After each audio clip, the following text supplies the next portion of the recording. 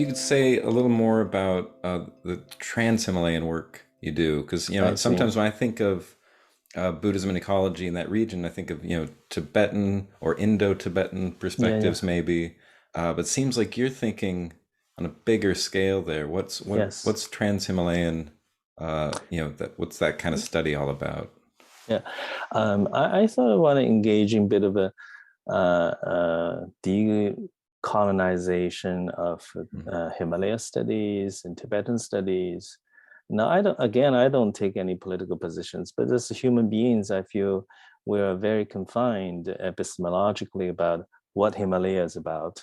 And admittedly, if we look at the modern history, predominantly the publications on Himalayas is written by European explorers and colonial officers, and it's a very much mountain oriented, Mhm. but certainly they yielded so much knowledge, and it's still we're digesting. Everybody is still digesting, including Indians and Chinese and Bhutanese, and annually, actually, a lot of us all had it to many library archives in London look at these.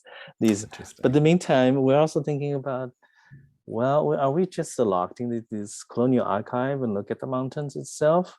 So I since I'm so much interested in ecology is lively. It's a systemic.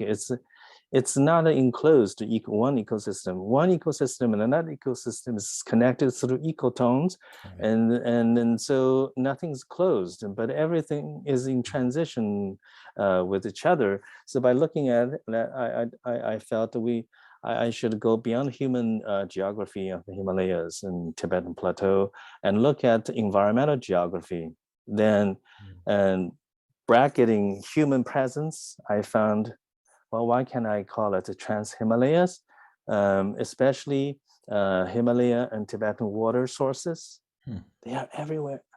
Hmm. They created civilizations in South Asia, East Asia, and all the way to the flatlands. And so when we look at that scale, then everything mountains and the plains are very much connected. And the mountains, and because according to climate science, mountains, high mountains, like a screen, like a wall, just Hmm. it's all the way actually touch the lower end of the atmosphere. I forgot its name, technical name, basically intersecting a lot of water. Right. And that's why we have mountain glaciers. Wow. That's Yes, interesting. yeah. And so when I look at that kind of a non-human map or more than human world of Himalayas, and we can't just look at the Himalayas as mountains. Geopolitically, it's a buffer zone. Used to be like between Tibet and Manchu Qing dynasty. It's the it's the imperial vision, actually, without ecology, without animals, without plants, without even indigenous people.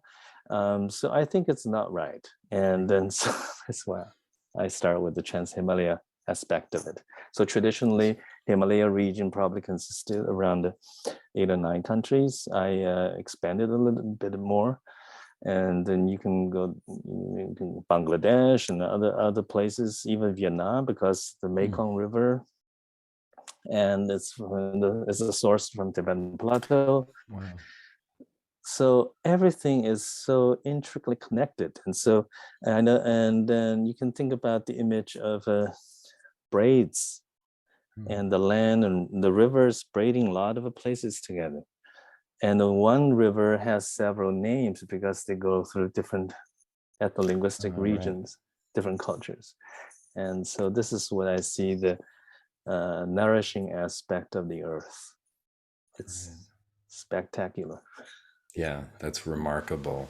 Yeah. Yeah, I didn't realize how much my own thinking was so much of that kind of colonial mindset. When I think about the mountains, and I don't think of, well, the mountains are connected to the valleys. It's all part of watersheds intersecting with one another, and with the people, with the plants and the animals.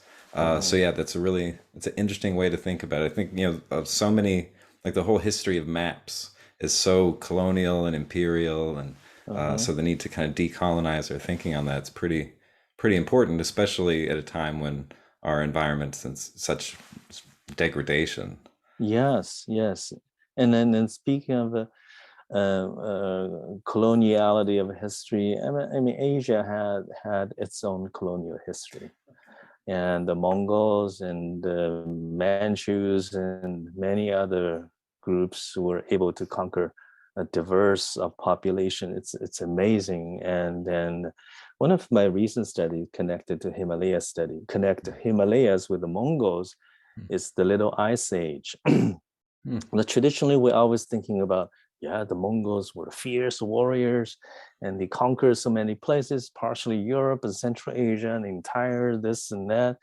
But by the end of the day, if we correlate the years and the dates of a climate change, for instance, the Little Ice Age, and actually there was a pattern that the Mongols were also climate refugees. The Little Ice Age hit the grasslands, you know, the 2-degree temperature drop means a lot. It's a killing. So livestock were not doing well, and then the Chinese Yuan, their dynasty had a written record simultaneously, besides the military invasion of China from north steppe, also millions of civilians. They were running away from their homelands, crashing into the agricultural south. So these kind of histories allow me to correlate that Mongolians empire, call it climate, empire, and Himalayas. So, so that's amazing. So how Mongols got all the way to the eastern Himalayas, to Myanmar and other places, because the Himalaya, the eastern Himalaya is shaped like an arc. The mountains banded. It's usually we think about Himalaya, it's the west-east direction mountains.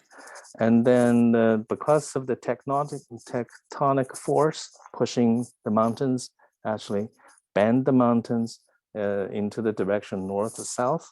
So that which means monsoons could go in there, and a lot of rivers also coming down from the plateau. River also means highways for people to travel in ancient times. Right. Not necessarily travel in the river because it's too rapid. They would travel along the river. So that's what Mongol did. So they also invaded Tibet and then got into Yunnan, Myanmar, and other places. Wow. So these are I try to construct climate history too in terms of religion ecology. So